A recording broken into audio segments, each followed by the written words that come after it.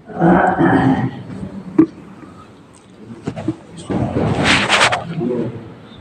بالله من الشيطان الرجيم بسم الله الرحمن الرحيم قل لا أقول لكم عندي خزائن الله ولا أعلم الغيب ولا أقول لكم إني ملك إن أتبع إلا ما يوحى إلي۔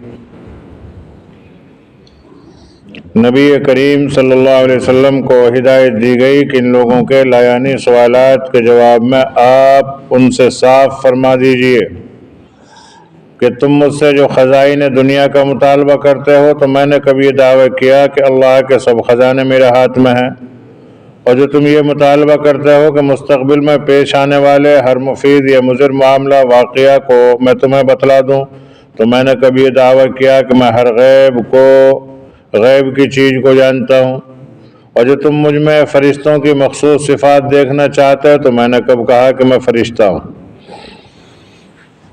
قرآن کریم نے جہاں اللہ کے خزانوں کا ذکر کیا ہے تو اس میں وَإِن مِّن شَيْءٍ إِلَّا عِندَنَا خَزَائِنُهُ فرمایا، یعنی کوئی چیز دنیا کی ایسی نہیں جس کے خزانے ہمارے پاس نہ ہوں۔ اس سے معلوم ہوا کہ خزائن اللہ کا مفہوم دنیا کی تمام چیزوں پر حاوی ہے، کچھ خاص چیزوں کو متعین نہیں کیا جا سکتا، اور جن حضرات مفسرین نے مخصوص چیزوں کے نام لیے ہیں وہ بھی بطور مثال کے ہیں، اس لیے اختلاف کچھ نہیں۔ اور جب اس آیت شریفہ نے یہ بھی بتلا دیا کہ خدائی کے سارے خزانے سید الرسل امام الانبیاء صلی اللہ علیہ وسلم کے ہاتھ میں بھی نہیں ہیں، تو پھر امت کے کسی بزرگ یا ولی کے متعلق یہ خیال کرنا کہ وہ جو چاہے کر سکتے ہیں، جس کو جو چاہے دے سکتے ہیں، یہ کھلی ہوئی جہالت ہے۔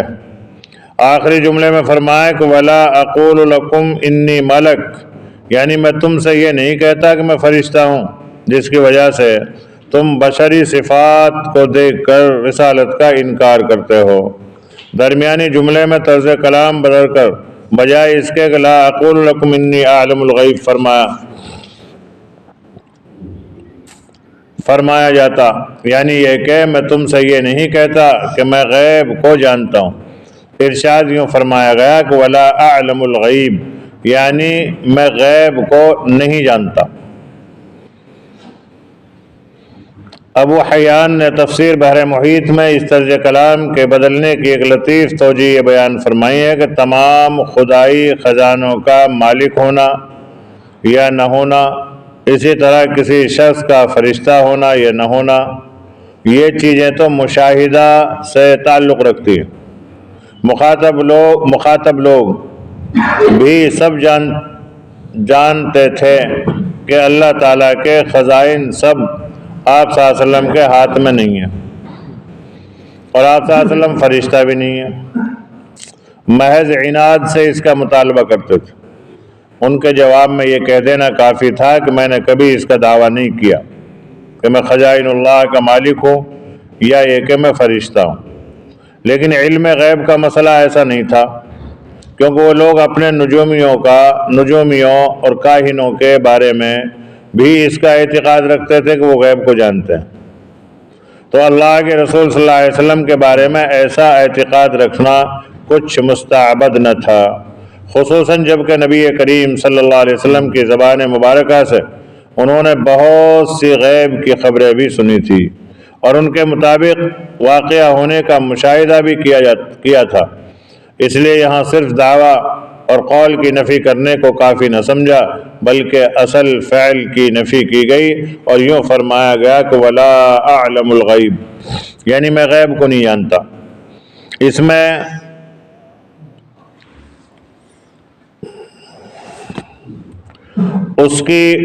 اس غلط فہمی کو بھی رفع کر دیا کہ اللہ کی طرف سے بذریعہ وحی یا الہام جن غیب کی چیزوں کا علم کسی فرشتہ یا رسول یا ولی کو دے دیا جائے، اصطلاح قرآنی میں اس کو علم غیب یا اس کو جاننے والے کو عالم الغیب نہیں کہا جا سکتا۔ یہاں اس عقیدہ باطلہ کی وضاحت کی گئی ہے جو بہت سے لوگ کہتے ہیں کہ اللہ کے رسول صلی اللہ علیہ وسلم عالم الغیب تھے، کون ما یکون کے عالم تھے۔ کون ما یکون کا عالم کا مطلب ہر ذرے کی خبر آپ کو اگلے پچھلے موجودہ تمام حالات کی آپ صلی اللہ علیہ وسلم خبر رکھا کرتے تھے۔ اس کی وضاحت کی اس آیت شریفہ نے کہ اللہ رسول صلی اللہ علیہ وسلم کے ذریعے سے خود اللہ تبارک و تعالیٰ نے یہ کہل واضح کہ میں غیب نہیں جانتا۔ اسی سے یہ بات بھی واضح ہو گئی کہ اس معاملے میں کسی مسلمان کو کلام نہیں ہو سکتا کہ اللہ تعالیٰ نے نبی کریم صلی اللہ علیہ وسلم کو غیب کی ہزاروں لاکھوں چیزوں کا علم عطا فرمایا تھا، بلکہ تمام فرشتوں اور اولین و آخرین کو جتنا علم دیا گیا ہے ان سب سے زیادہ نبی کریم صلی اللہ علیہ وسلم کو علم عطا فرمایا گیا۔ حالانکہ فرشتوں کا علم جنات سے زیادہ اور حضرت آدم علیہ السلام کا علم فرشتوں سے زیادہ۔ جب آدم علیہ السلام کی تخلیق کا معاملہ چل رہا تھا، پیدائش کا، تو فرشتوں سے جب اللہ نے فرمایا تھا کہ دیکھو میں انی جاعل فی الارض خلیفہ، میں اپنی زمین پہ اپنا خلیفہ بنانے والا ہوں، یہ بنا رہا ہوں۔ دیکھو حضرت آدم علیہ السلام کی تخلیق چل رہی تھی، تو فرشتوں نے یوں کہا نحن نسبح بحمدک ونقدس لک، اے اللہ ہم تیری تسبیح، تیری تقدیس، تیری بڑائی کرنے کے لیے ہم کافی ہیں۔ تو اللہ نے فرمایا انی اعلم ما لا تعلمون، تم نہیں جانتے جو میں جانتا ہوں۔ تو فرشتوں کو بھی وہ غیب کا علم نہیں تھا۔ پھر اللہ تبارک و تعالیٰ نے اس کا مظہر بھی کروایا وہیں پہ، آدم علیہ السلام کو پیدا فرمایا اور آدم علیہ السلام کے سامنے کچھ سامان پٹ گئے، اور فرشتے بلائے وہاں، فرشتوں سے پوچھا یہ بتاؤ یہ کیا ہے، یہ جو سامان ہے ان چیزوں کے نام بتاؤ۔ اور فرشتوں کو چیزوں کے سامان کے ناموں کا علم ہی نہیں تھا، نہ اللہ نے ان کو علم دیا تھا، اب وہ نہیں بتا سکے۔ پھر حضرت آدم علیہ السلام کو حکم دیا اللہ نے کہ تم بتاؤ۔ پھر حضرت آدم علیہ السلام نے سب کے نام گنوا دیے۔ حدیث کی تشریح میں آتا ہے وہ چیزیں کیا تھی؟ چمٹا، پھکنی، توا، کونڈا، تسلا، کٹوری، پلیٹ، یہ سب تام جھام کا سامان تھا۔ وہ آدم علیہ السلام کے سامنے رکھا، آدم علیہ السلام نے پھٹ پھٹ گنوا دیا۔ کیوں؟ اس لیے کہ علم الانسان ما لم یعلم، اللہ فرماتا ہے کہ ہم نے انسان کو بہت سے وہ علوم عطا فرما دیے تھے جن کو وہ جانتا بھی نہیں تھا۔ تو فرشتوں سے زیادہ علم تھا آدم علیہ السلام کا۔ وعلم آدم الاسماء كلها ثم عرضهم فقال انبئوني، اللہ نے پہلے علم دے دیا آدم کو، پھر کہا، پھر پوچھا بتا کیا ہے۔ فرشتوں کو نہیں دیا وہ علم۔ تو علم اس کو کہتے ہیں علم عطائی، دیا ہوا علم، اس کو علم غیب نہیں کہتے، علم عطائی ہے۔ علم غیب تو صرف اللہ کے پاس، اس کے علاوہ اللہ کی ذات کے علاوہ کسی کے پاس علم غیب ہے ہی نہیں۔ علم عطائی اور علم کشف اور علم الہام اور علم وحی یہ علوم کی قسمیں ہیں۔ فرشتہ اگر کوئی بات بتائے جبرائیل علیہ السلام، وہ علم وحی ہے۔ اللہ تعالیٰ دل میں ڈال دیں وہ علم کشف ہے، اور اللہ تبارک و تعالیٰ اس بات کو اس کے دماغ میں ڈال دیں وہ الہام ہے۔ یہ علیحدہ علیحدہ علوم ہے۔ علم غیب تو اس کو کہتے ہیں کہ بغیر جانے، بغیر پوچھے، بغیر بتائے کسی چیز کے بارے میں آدمی کو پتہ ہو، اسے علم غیب کہیں گے۔ لیکن بتائی ہوئی بات کو علم غیب نہیں کہا جا سکتا۔ نبی کریم صلی اللہ علیہ وسلم نے بہت سی، ہزاروں نہیں لاکھوں باتیں ایسی بتلائی جن کا علم اس وقت کسی کو نہیں تھا، لیکن وہ علم غیب نہیں تھا، بلکہ اللہ رب العالمین نے اپنے حبیب کو وہ علم عطا فرما دیا تھا، تو اس کو کہتے ہیں علم عطائی۔ یہاں ہی جھگڑا چلتا ہے علماء کا۔ بعض کہتے ہیں کہ نہیں صاحب، آپ صلی اللہ علیہ وسلم کو علم غیب تھا، ہر چیز کی خبر تھی، اور ہمارا عقیدہ یہ ہے کہ اللہ رسول صلی اللہ علیہ وسلم کو علم نہیں تھا الا ما یوحی، بلکہ اتنا علم تھا جتنا اللہ نے دیا تھا، بس اس کے علاوہ نہیں تھا۔ جب نبی کو اللہ، نبی خود اپنی زبان سے کہہ رہا کہ ولا اعلم الغیب، اور میں غیب کی باتیں نہیں جانتا، الا ما یوحا، مگر وہ جانتا ہوں جتنا اللہ مجھے بتاتا، جتنا وہی بھیجتا میرے پاس اتنا جانتا ہوں۔ تو جب اللہ کے رسول نے خود منع فرما دیا تو ہم عالم الغیب نہیں کہہ سکتے، اور جب علم غیب نبی کریم صلی اللہ علیہ وسلم کے پاس اگر نہیں ہے تو ولیوں کے پاس، قطبوں کے پاس، ابدالوں کے پاس، اللہ والوں کے پاس کہاں سے آ سکتا ہے؟ ہاں بہت سے علوم ہیں وہ آ سکتے ہیں ان کے پاس، علم کشف آ سکتا ہے، علم الہام آ سکتا ہے۔ ہمارے بہت سے اکابر علماء گزرے ہیں ایسے جو علم کشف کے بہت ماہر تھے،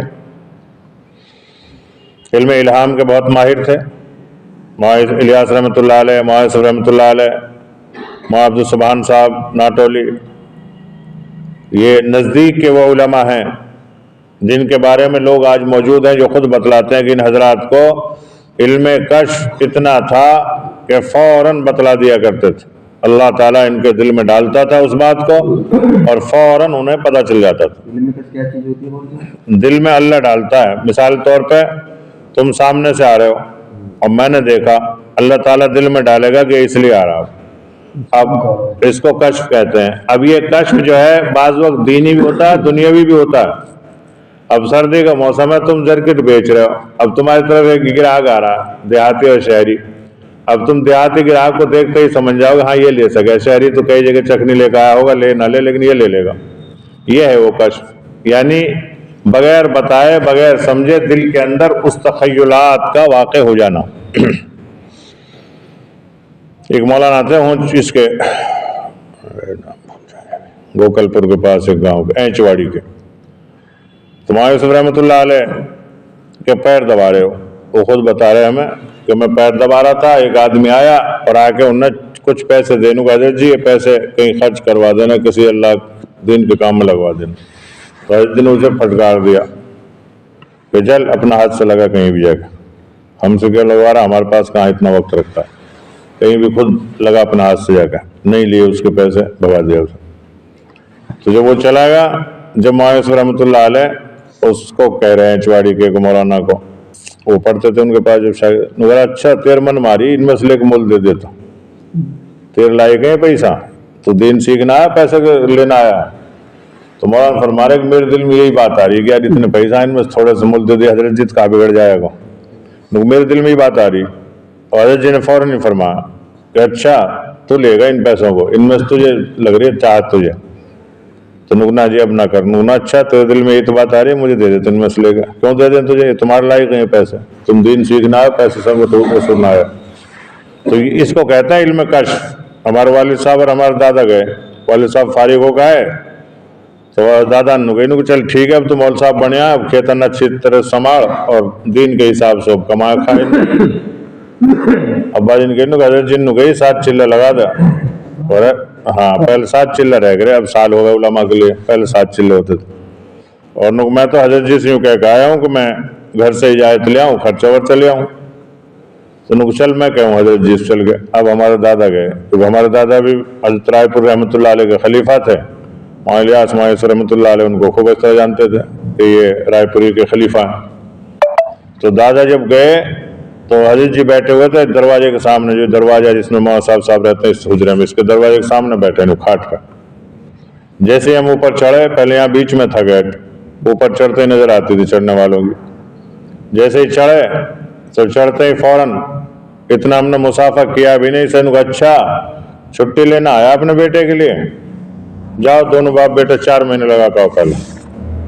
تو ہم نے ابھی والد صاحب بتا رہے بابا نے اتنے کچھ اپنی بات کہی بھی نہیں، وہاں رحمۃ اللہ نے پہلے فرمانا اچھا تم چھٹی لینا آئے اس کی، تم بھی جاؤ 4 مہینے۔ اب نہ ہم خرچہ لے گئے، نہ بستر لے گئے، نہ کچھ کھٹ ہم تو لگائے پھر دونوں باپ بیٹا ان 4 مہینے۔ تو پہلے ماننے کا مادہ بھی اتنا تھا، اور اس کو کہتے ہیں علم کشف، کہ دور سے ہی اللہ تبارک و تعالی اللہ والوں کے دل میں یہ ڈال دیتا ہے کہ یہ کیا چاہتا ہے، یہ اس کا مقصد کیا ہے، اور یہ ضروری نہیں ہے ہر وقت ڈلے، یہ تو من جانب اللہ ہوتا ہے اللہ کی طرف سے، اور اس کا تعلق ہوتا ہے نور قلبی سے۔ جتنا آدمی کا جتنا دل اللہ کی طرف جڑا ہوا ہوگا اتنا ہی اس کے دل کے اندر انوارات ہوں گے، جتنے انوارات ہوں گے اتنا ہی علم کشف اور علم الہام اس کے سامنے آتا جاتا رہے گا۔ یہ چیزیں علم تصوف سے سمجھ میں آتی ہیں۔ وہ علم تصوف آج ہم نے بالکل کھو رکھا ہے۔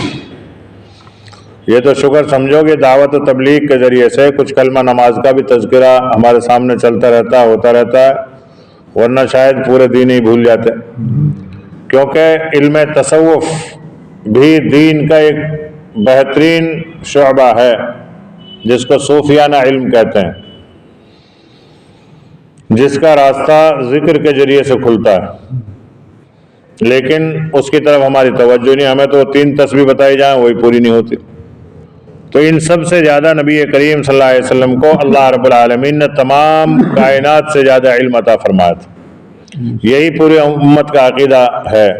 ہاں، اس کے ساتھ ہی قرآن و سنت کے بے شمار تصریحات کے مطابق تمام ائمہ سلف و خلف کا یہ بھی عقیدہ ہے کہ تمام کائنات کا علم محیط صرف اللہ تعالیٰ شانہ کی مخصوص صفت ہے، یعنی تمام علوم تو اللہ کے پاس ہیں۔ اس کے بعد نبی کریم صلی اللہ علیہ وسلم کو اللہ نے عطا فرمائے، اللہ کے رسول صلی اللہ علیہ وسلم سے زیادہ علم کسی کا نہیں تھا، نہ ہے اللہ کے علاوہ۔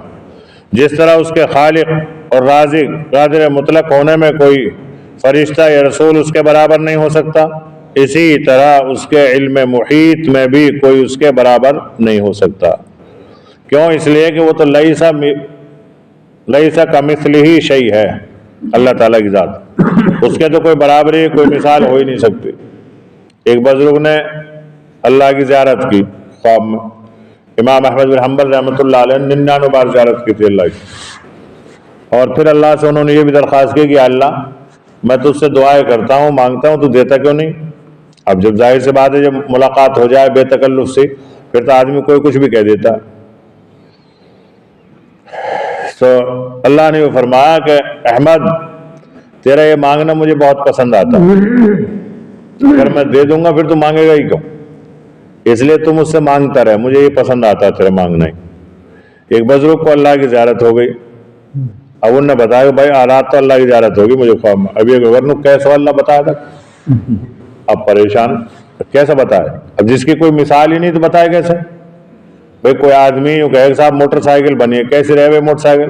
نو 2 پہیا رہے، تان رہے ہوئے، چین رہے ہوئے، انجن رہے ہوئے، ہینڈل رہے، پینڈل رہے، یہ بتا دے گا، سائیکل کی مثال دے دے گا اس کی موٹر سائیکل کو، یا بس کو مثال کار سے دے دے گا، یا کار کی مثال بس سے دے دے گا کہ وہ بڑی رہے وہ چھوٹ رہے، ایسے۔ لیکن اب جس کی کوئی مثال ہی نہیں اس کی مثال کہاں سے دے؟ اب وہ پوچھنے گا بتانا کیسے؟ یار بتاؤں کہاں؟ ایسے میں نے آج تک کوئی دیکھا تھا ہی نہ، کہاں کی مثال تو بتاؤ، کیونکہ وہ تو لیسا کمثلہ شیء ہے، اس کی تو کوئی مثال ہو ہی نہیں سکتی۔ تو اللہ کی کوئی شکل نہیں، کوئی صورت نہیں ایسی کہ جس کا ہمسر کوئی اور ہو، جس کی کوئی اس کی مثال دے سکے۔ اسی طرح علم محیط میں بھی اللہ کے برابر نہ نبی ہو سکتا ہے نہ رسول ہو سکتا، اسی لیے اللہ کے سوا کسی فرشتے یا پیغمبر کو غیب کی لاکھوں چیزیں معلوم ہونے کے باوجود عالم الغیب نہیں کہا جا سکتا۔ خلاصہ یہ ہے کہ سرور کائنات سید الرسل صلی اللہ علیہ وسلم کے کمالات کے بارے میں بڑا جامع جملہ ہے کہ بعد از خدا بزرگ توئی قصہ مختصر، یعنی اللہ کے بعد میں ایک ہی تو ذات ہے، وہ نبی کریم صلی اللہ علیہ وسلم کی ذات عالیہ۔ بس مختصر سی تعریف یہ ہے کہ اللہ کے بعد اگر ہے تو محمد صلی اللہ علیہ وسلم ہے۔ یہ فارسی کا جملہ ہے، شیخ سعدی کا قول ہے کہ بعد از خدا بزرگ توئی قصہ مختصر، کہ کوئی اگر اللہ نبی کریم صلی اللہ علیہ وسلم کے اوصاف اور آپ صلی اللہ علیہ وسلم کے جو ہے طرز کو سمجھنا چاہے تو بس سیدھا سا قصہ مختصر یہ ہے کہ اللہ کے بعد بس وہی ہے اور کچھ نہیں، یعنی اتنی اس کی بزرگی اور اتنا اس کا علم اور اتنا اس کا مقام ہے کہ اللہ کے بعد بس مقام محمد الرسول اللہ صلی اللہ علیہ وسلم۔ کمالات علمی میں بھی یہی ہے کہ خدا تعالیٰ کے بعد تمام فرشتوں، انبیاء، رسل سے آپ صلی اللہ علیہ وسلم کا علم بڑا ہوا ہے، مگر خدا تعالیٰ کے برابر نہیں ہے۔ برابری کا دعویٰ کرنا عیسائیت کے لیے غلو کا راستہ ہے۔ اگر کوئی نبی کریم صلی اللہ علیہ وسلم کو اللہ کے برابر بٹھائے وہ عیسائی ہے، اور اللہ کے رسول صلی اللہ علیہ وسلم کے علم اور آپ کے اخلاق اور آپ کی ذات عالیہ کے بارے میں اگر کوئی کمزور لفظ کہے اور آپ کی ذات کو گھٹائے وہ یہودی ہے، کیونکہ یہودیوں نے انبیاء کی توہین کی، قتل کیا، شہید کیا، اور عیسائیوں نے انبیاء کو، عیسیٰ علیہ السلام کو اللہ کے برابر بٹھا دیا۔ تو نہ برابر بٹھانا جائز ہے اور نہ گرانا جائز ہے۔ کیوں؟ اس لیے کہ اللہ کے رسول نے فرمایا خیر انزل الناس منازلہم، جو جس منزل کا ہے اس کو اسی منزل پر رہنے دو۔ کوئی آدمی پردھان جی کو چوکیدار کہنے لگے، چوکیدار کو پردھان کہنے لگے، تو کون مانے گا اس بات کو؟ ہر آدمی کو بری لگے گی، خود انہیں بھی بری لگے گی۔ تو اللہ کے رسول صلی اللہ علیہ وسلم کو اللہ کے برابر ٹھہرانا یہ بھی شرک ہے، اور اللہ کے رسول صلی اللہ علیہ وسلم کی ذات عالیہ میں گستاخی کرنا یہ کفر ہے۔ آخر آیت میں ارشاد فرمایا کہ اندھا اور بینا برابر نہیں ہو سکتے۔ دیکھو مثال بھی اللہ تعالیٰ عجیب دیتا ہے، هل يستوي الاعمى والبصیر، اللہ فرما رہا کہ اندھا اور دیکھنے والا برابر نہیں ہو سکتے۔ مطلب یہ ہے کہ نفسانی جذبات، ضد اور عناد کو چھوڑ کر حقیقت کو دیکھو تاکہ تمہارا شمار اندھوں میں نہ رہے، تمام بصیر اور بینا ہو جاؤ، اور یہ بینائی تمہیں ذرا سے غور و فکر سے حاصل ہو سکتی ہے۔ ہم لوگ بھی آج سارے کے سارے اندھے بنے ہوئے ہیں دین کے اعتبار سے، دنیا کے اعتبار سے سب بینا ہے، دنیا کے اعتبار سے تو اتنے بینا ہیں، ڈرام پہ ہاتھ مارتے بتا دے کتنا تیل ہے بھائی ایوب، بتا دے گا نا، ڈرام میں یوں ہاتھ بجا کے بتا دے گا ہم کتنے تیل ہیں، ہاں، اور جھانکتے انہوں بتا دے پانی کتنے گئے، ہاں بعد میں پڑا، اچھا پلٹی پہ اور کہیں پر چلا پھر ہم دیکھ جھانکتے ہی، اچھا چلے، ہاں دیکھ لو دنیا کے بارے میں کتنا علم ہے، لیکن قرآن کو کھول کر پڑھنے کا علم، اس کو سمجھنے کا علم، اس کی بصارت کا علم وہ ہمارے پاس نہیں ہے۔ کیوں نہیں ہے؟ کہ ہماری محنت نہیں لگ رہی ادھر، ہماری محنت ساری دنیا پہ لگ رہی ہے۔ اور اللہ کیا فرما رہا ہے؟ هل يستوي الاعمى والبصیر، کہ جیسے اندھا اور بینا دونوں برابر نہیں ہو سکتے، ایسے دیندار اور بددین بھی برابر نہیں ہو سکتے۔ دوسری آیت شریفہ میں نبی کریم صلی اللہ علیہ وسلم کو ہدایت دی گئی ہے کہ ان واضح بیانات کے بعد بھی اگر یہ لوگ اپنی ضد سے باز نہ آویں تو ان سے بحث اور مباحثے کو موقوف کر دیجئے۔ جو آج کل لوگ کہتے ہیں ذرا سی بات جی مناظرہ کر لو، مناظرہ کر لو، اللہ کے بندو مناظرہ کس بات پہ کیا جائے؟ ذرا سی باتیں، ذرا سی عناد کی باتیں۔ بعض وقت معاملہ آتا ہے شیعہ سنی کا، کوئی بھی شیعہ سنی بننے کو تیار نہیں ہے، مناظرے سے کیا فائدہ؟ کوئی بھی سنی شیعہ بننے کو تیار نہیں ہے، مناظرے سے کیا فائدہ؟ جب ایک آدمی جہاں ہے وہیں رہے گا، پن نالا وہیں گرے گا، باقی پنچوں کی بات سر ماتھے پہ، تو سر ماتھے بات ہی کہاں رہے گی؟ پن نالا جب وہیں گرنا ہے۔ تو یہی حالت آج ہم سب کی ہے، سب اپنے اپنے عناد میں پھنسے ہوئے ہیں، کوئی کچھ بنا ہوا، کوئی کچھ بنا ہوا، اس سے ہٹ سائڈ بھائی اس سے نہ ہٹوں گا، باقی کچھ بھی کر لو۔ یہ بھی تو نمازی تکلیف پڑے، سب کے الگ الگ طرح کی ہیں، ان کے ہاتھ ہی نہیں باندھتے۔ اگر یہ لوگ اپنی ضد سے باز نہ آویں تو ان سے بحث مباحثے کو موقوف کر دیجئے۔ ایسے آدمی سے بحث مباحثے کی ضرورت نہیں ہے جو جانتے ہوئے نہ مانے، جو اصلی کام ہے رسالت کا یعنی تبلیغ، اس میں مشغول ہو جائیے۔ اصل کام کیا ہے؟ دین کی تبلیغ ہے، دین کو پہنچاؤ۔ کیسے ہی پہنچے؟ تقریر سے، واعظ سے، نصیحت سے، بستر اٹھانے سے، سمجھانے سے، کھلانے سے، کھانے سے، جائز جائز امور میں جس طریقے سے بھی تبلیغ ہو سکے اسے کرو۔ اور تبلیغ اور انداز کا رخ ان لوگوں کی طرف پھیر دیجئے جو قیامت میں اللہ کے سامنے پیشی اور حساب و کتاب کا عقیدہ رکھتے ہیں۔ یعنی جو آدمی اتنا جاہل ہو کہ اللہ اور رسول کو ہی نہیں ماننے کے لیے تیار ہو، تو اس آدمی سے کیا بحث کرو گے؟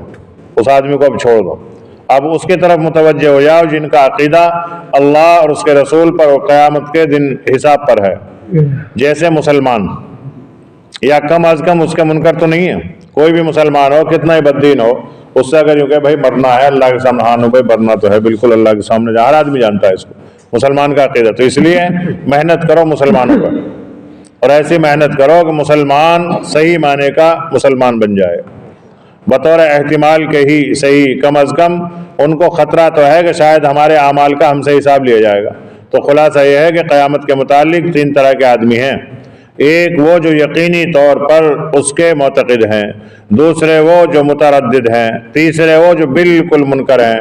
اور تبلیغ اور انذار کا حکم انبیاء کرام علیہ السلام کو اگرچہ ان تینوں طبقوں کے لیے عام ہے، جیسا کہ بہت سے ارشادات قرآنی سے واضح ہے، لیکن پہلے دو طبقوں میں چونکہ اثر قبول کرنے کی توقع زیادہ ہے، اس لیے ان آیات میں خاص طور پر ان کی طرف توجہ کرنے کی ہدایت فرمائی گئی ہے۔ وَأَنذِرْ بِهِ الَّذِينَ يَخَافُونَ أَن يُحْشَرُوا إِلَىٰ رَبِّهِمْ، یعنی آپ ان کو ڈرائیے، ان لوگوں کو جو حشر کے دن کا خوف رکھتے ہیں اور اپنے رب کی طرف جانے کا ان کا عقیدہ ہے، اور وہ ہیں مسلمان۔ تو بہت سے لوگ ہیں صاحب تبلیغ جا کے ہندوؤں میں کافروں میں تو کریں نا، مسلمانوں میں آگے کریں۔ اب جب مسلمان کم سے کم اتنا تو مان ہی رہا کہ بھئی اللہ ہے، رسول ہے، اور مرنے کے بعد ہمیں اپنی کارگزاری اللہ اور اس اللہ کے سامنے قیامت میں حشر کے میدان میں دینی ہے، وہاں نبی کریم صلی اللہ علیہ وسلم بھی موجود ہوں گے، ان کے سامنے ہماری کارگزاری جائے گی، کم سے کم اتنا یقین تو مسلمانوں کو ہے۔ اب ان کے اوپر محنت کرو، ان کو دعوت دو اس بات کی کہ وہ ہر لمحہ ہر ساتھ طریقہ نبوی صلی اللہ علیہ وسلم پر آ جائیں، اس لیے ہے دعوت و تبلیغ۔ اب لوگ یہ کہتے ہیں کہ نہیں صاحب غیروں کے پاس جاؤ، ان کو کلمہ پڑھاؤ، ہم نے تو کلمہ پڑھ ہی رکھا۔ بے شک آپ نے کلمہ پڑھ رکھا ہے، لیکن ایمان میں پورے کے پورے ہم داخل نہیں ہیں، ابھی ادھورا ایمان ہے ہمارا۔ کسی نے بازو پکڑ رکھا ہے، کسی نے منہ پکڑ رکھا ہے، کسی نے پیر پکڑ رکھا ہے، کسی نے دامن پکڑ رکھا ہے، اور کسی نے خالی داڑھی پکڑ رکھی ہے۔ تو یہ اسلام کے رکن ہیں، یہ ارکان ہے، یہ اعمال ہیں، ایک ایک عمل لے رکھا ہے، کسی نے کوئی عمل، کسی نے کوئی عمل، جبکہ فی السلم کافہ فرمایا اللہ نے، ایمان میں اسلام میں پورے داخل ہو۔ جس طریقے سے آدمی مکان میں ایک پیر رکھ دے اندر، نکا آ جانا اندر، نکا آ تو گیا پیر اندر ہی تو میرا، تو یہ کوئی اندر آنا تھوڑی۔ ایک آدمی کا باہر نکلے آ جائے، ہاتھ نکال دے کھڑکی سے، دیکھو میرے باہر تو ہاتھ مکان سے، تو اس کو باہر نکلنا تھوڑی کہیں گے۔ تو اسی طریقے سے تمام منکرات سے باہر نکلے ایمان والا، اور تمام معروفات میں داخل ہو جاوے۔ فی السلم کافہ اس کو کہا جاتا ہے کہ پورے طریقے سے ہمارا رہنا سہنا، کھانا پینا، اٹھنا بیٹھنا، ملنا جلنا، اور تمام کے تمام کام ہمارے اسلام کے مطابق ہوں۔ اور اسلام کے مطابق کی پہچان کیا ہے؟ نبی کریم صلی اللہ علیہ وسلم کے طریقے کے مطابق ہوں تو سمجھو اسلام کے مطابق، اور نبی کے طریقے کے خلاف ہے، چاہے کوئی کتنا ہی بڑا اہل علم کیوں نہ ہو، کتنا ہی بڑا دیندار کیوں نہ بنتا ہو، اگر نبی کریم صلی اللہ علیہ وسلم کے طریقے کے خلاف اس کا کوئی بھی عمل ہے، وہ اللہ کے یہاں قبول ہے ہی نہیں۔ تو دعوت و تبلیغ کا مقصد یہ ہے، خالی وہاں یوسف رحمۃ اللہ علیہ فرمایا کرتے تھے خالی بستر اٹھانا ہمارا کوئی مقصد نہیں ہے، یہ ہم یہ نہیں چاہتے کہ تم گھروں سے اپنے دور رہو، ہم تو یہ چاہتے ہیں کہ گھروں سے باہر نکل کر اللہ کے راستے میں نکلو، اور نکلنے کے بعد میں اس کی مشق کرو، اور پھر مشق کرنے کے بعد میں گھر پہ آ کے اس پہ عمل کرو۔ مقامی اور بیرونی کام کا یہی تو مقصد ہے، باہر نکل کے سیکھو اور مقام پہ آ کے کرو۔ اب اگر کوئی کہے صاحب ہم تو مقام پہ ہی سیکھ لیں گے، تو آج تک کوئی انجینئر گھر پہ نہیں بنا، آج تک کوئی ڈاکٹر گھر پہ نہیں بنا، آج تک کوئی جو ہے آفیسر گھر پہ تیار نہیں ہوا، بلکہ وہ تو اسی راستے سے تیار ہوتا ہے، اسکولوں میں جاتے ہیں، تعلیم حاصل کرتے ہیں، پھر ڈگریاں کرتے ہیں، تب جا کر کورس حاصل کرنے کے بعد میں تب جا کر وہ اس ڈگری پر پہنچتے ہیں۔ ہم اگر مقام پہ دیندار بن جاتے تو پھر ہمیں نکالنے کی ضرورت ہی کہاں تھی۔ اگر کوئی آدمی مقام پہ اس طریقے کا بن جاتا ہے تو پھر اس کے لیے ضروری ہے کہ باہر نکل کے ان لوگوں کو سمجھائے جو دوسری جگہ پر ہیں۔ یہاں تو چلو مقام پر رہ کے آدمی نے کام کر لیا، سب کو داعی بنا دیا، سب دیندار بن گئے، لیکن اب باہر نکل کے کون بنائے گا؟ نبی کریم صلی اللہ علیہ وسلم فرمایا بلغوا عنی ولو آیا، میری جانب سے اگر تمہیں ایک حدیث بھی پہنچے اسے دوسروں تک پہنچاؤ۔ تو یہاں گھر بیٹھے ہم کیسے پہنچائیں گے؟ دنیا کے کاموں کے لیے اور اپنے ضروریات کے لیے ہم کہاں کہاں کے سفر کرتے ہیں، لیکن دین کے لیے آدمی کہتا نہیں صاحب ہم تو مقام پہ نماز تو پڑھ رہے ہیں، دین کے کام پہ چل رہے ہیں، ہم کو چوری تھوڑی کر رہے ہیں۔ بے شک آپ دین کے کام پہ چل رہے ہو، لیکن صحابہ سے بڑا دین تھوڑی ہمارا۔ بے شک آپ دین پہ چل رہے ہو، بزرگان اور اولیاء کرام سے بڑا دین تھوڑی ہمارا، ہماری دینداری ان سے کمزور ہے۔ وہ تو کتنے ہزاروں کلومیٹر کا سفر طے کر تب جا کر نبی کریم صلی اللہ علیہ وسلم کے دین کو ان لوگوں نے ہم تک پہنچایا، اور ایک ہم ہیں کہ اپنے مقام سے نکلنے کو تیار ہی نہیں۔ اسی لیے یہ تو چھوٹی سی مشق ہے، 3 دن چلہ، 4 مہینہ، 5 مہینہ، 6 مہینہ، یہ تو چھوٹی ترتیبیں ہیں، ورنہ ایک وقت وہ بھی تھا جب ہمیشہ کے لیے نکلنا پڑے گا ہمیں یہاں سے، اور پھر ایسا نکلیں گے کہ پھر قیامت تک، حشر تک، نشر تک کبھی دوبارہ واپسی ہوگی نہیں۔ فضائل علیہ السلام ایسی تشکیل کر کے لے کے جائیں گے، لیکن آج 3 دن کے لیے چلے، 4 مہینے کے لیے آدمی نکلنے کو تیار ہے۔ اجی نو کہ کون جائے ایسی ٹھنڈ میں، اجی ایسی سردی میں، جبکہ سردی میں سارے کام ہو رہے ہیں، کھانا پینا رہنا سہنا سب چل رہا ہے سردی میں، لیکن جب دین کا اجی نو کہ ایسی سردی میں، ایسے رمضان کے معاملہ اجی نو کہ رمضان میں کہاں نکلا جاوے، نہ سحری نہ افطاری وقت پہ۔ ان صحابہ کرام کی محنت دیکھو کہ جن کو ایک ایک کھجور ملا کرتی تھی 24 گھنٹے میں، اور پھر سارے دن جہاد کرتے تھے۔ پھر ایک نے پوچھا کہ جی اس ایک کھجور سے کیا ہوتا ہوگا تمہارا؟ نقص ایک کھجور کی قدر ہمیں جب معلوم ہوئی جب وہ بھی نہ رہی، وہ بھی نہیں ملتی تھی، پھر بغیر کھائے پیے اللہ کے راستے میں جہاد کرتے تھے۔ اور ایک ہم جو ہے سب کچھ مل رہا، سب ضرورتیں سہولیات موجود ہیں، لیکن پھر بھی اللہ کے دین کے لیے اپنے مقامات اور مکانات کو چھوڑنے کو تیار نہیں ہے۔ اللہ تبارک و تعالی ہم سب کے حال پر رحم فرمائے۔ اور یہ مسلمان اتنا غافل ہو رہا ہے، سی اے کا قانون اور بل سب پاس ہو چکے، صحیح، ہاں اب کبھی بھی اس پہ عمل ہو سکتا ہے۔ جس دن وہاں پارلیمنٹ میں بل پاس ہوا، صدر نے دوسرے دن پاس کر دیا اسے، اور پھر باقی اب جو کون سی سبھا ہوتی ہے اس میں جاتا ہے، اس میں پاس ہو چکا ہے۔ اب تو صرف عمل کی دیر ہے، اور اس عمل میں پھر ایسے نکالے جائیں گے کوئی روکنے والا بھی نہیں ہوگا، اور تیاری کچھ بھی نہیں ہے۔ اللہ تعالی ہم سب کا حال پر رحم فرمائے، دین سے بھی غافل اور دنیا سے بھی غافل۔ سبحان اللہ وبحمدہ، سبحانک اللہم وبحمدک، نشہد ان لا الہ الا انت، نستغفرک ونتوب الیک۔ سبحان ربک رب العزۃ عما یصفون۔